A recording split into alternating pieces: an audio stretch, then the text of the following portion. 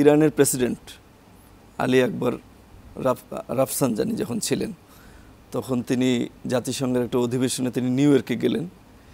New ইয়র্কে তিনি গিয়ে যে চেয়ারে তিনি বসেছিলেন, যখন তিনি ওই চেয়ারে বসেছেন তার সামনের চেয়ারে ছিলেন আমেরিকান প্রেসিডেন্ট।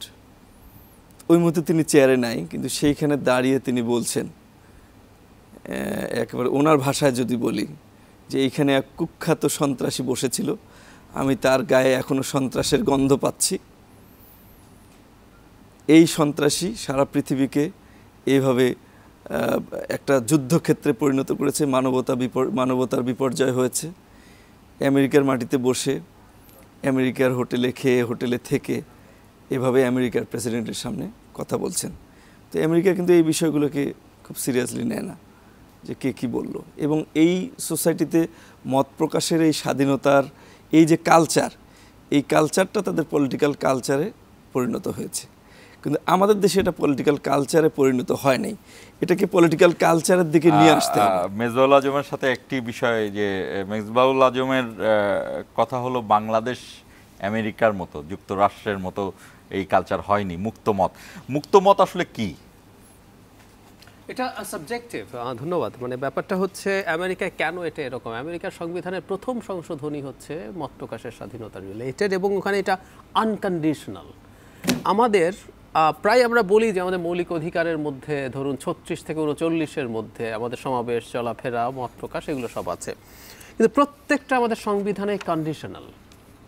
এবং মত প্রকাশজনিত যে ইউনিভার্সাল ডিক্লারেশন অফ হিউম্যান রাইটসের আর্টিকেল 19 আছে, ওটাও কিন্তু আনকন্ডিশনাল। সো আমাদের মূল সমস্যা আসলে সংবিধানের মধ্যেই আছে। আমরা সেই অর্থে আমাদের মত প্রকাশকে অবারিত করিনি। এবং যখন একটা ডিজিটাল সিকিউরিটি অ্যাক্টের মতো একটা আইন হয়, পরে সাইবার সিকিউরিটি অ্যাক্ট হয়, সেটা এক অর্থে সংবিধানকে ভায়োলেট করে না, কারণ বলা হচ্ছে আইন বা এসব দ্বারা যুক্তিসঙ্গত বিধি সাপেক্ষে বা বাধা সাপেক্ষে আপনার চিন্তা এবং এবার তথ্যটি দেই। আসিফ নজরুল বলেছেন, আইন উপদেষ্টা, বিগত সরকারের আমলে করা 322টি স্পিচ অফেন্স সম্পর্কিত মামলার বিচার চলছে।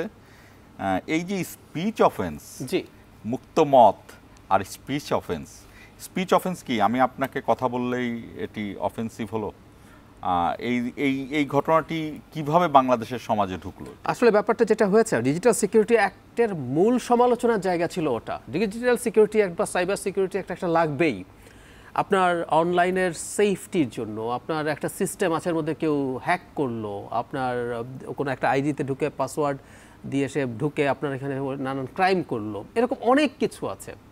এখন এআই এর যুগ, ডিপফেক ভিডিও আপনাকে দিয়ে বানিয়ে ছেড়ে দিল, এইসবের জন্য লাগবে। কিন্তু আমাদের আসলে মূলত এটা ইউজড হয়েছে। আমি বরং আরেকটা ডেটা বলি, দ্যাটস ইন্টারেস্টিং। 2018 সালের অক্টোবর থেকে 23 সালের সেপ্টেম্বর পর্যন্ত, এটা সিজিএস করেছে একটা স্টাডি, 1436টি মামলা হয়েছিল এই 5 বছরে, 4520 জন অভিযুক্ত হয়েছে। 32% বেশি রাজনীতিবিদ, এটা চাইতে জরুরি কথা 29.40%, মানে 1/3 হচ্ছে সাংবাদিক।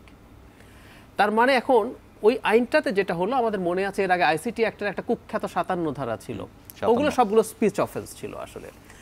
এরপর চালাকি করে ডিজিটাল সিকিউরিটি অ্যাক্ট এটাকে ভেঙে 4টা অনুচ্ছেদে ভাগ করে দেওয়া হলো, দিয়ে একই জিনিস রাখা হলো, যেখানে কতগুলো খুব ভেগ টার্ম, যেমন আপনার বক্তব্য যদি সমাজে অস্থিতিশীলতা বা মানে বিশৃঙ্খলা সৃষ্টি করার সম্ভাবনা থাকে, তারপরে মানহানি, এরকম কতগুলো জিনিসকে। একটা বিষয় যদি রিলেট করি, সরি আমি আপনাকে থামালাম, একটি লাইনের কথা মনে পড়ে, তিনি একটি কার্টুনের নিচে লিখেছিলেন, আমি চৌ নাফিস শরাফত জানি ব্যাংক খাওয়ার ধারাপথ।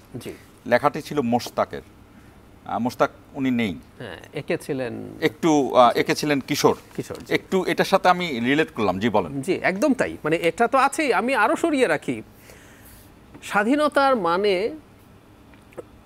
মাংস, মানে ভাত আর মাংসের স্বাধীনতা লাগবে, এরকম একটা মন্তব্য দেশের শীর্ষস্থানীয় একটা দৈনিক পত্রিকা, যেটা ভুলভাবেও লেখেনি, ছবিটা তারা একটা দিয়েছে আর একটা লেখা আছে, ওটা সত্যিই সে বলেছিল, স্মৃতিসৌধের সেই ঘটনা। তার মানে ব্যাপারটা হচ্ছে, আমরা প্রায় একটা কথা বলতাম আগে অনেকে, সেটা হলো যে এখানে ধারাগুলোর মধ্যে অপরাধ এত অস্পষ্টভাবে বলা হয়েছে যে এটা দিয়ে আপনি যে কেউকে, যে কোনো কিছুকে আপনি আলটিমেটলি অপরাধ হিসাবে গণ্য করতে পারেন।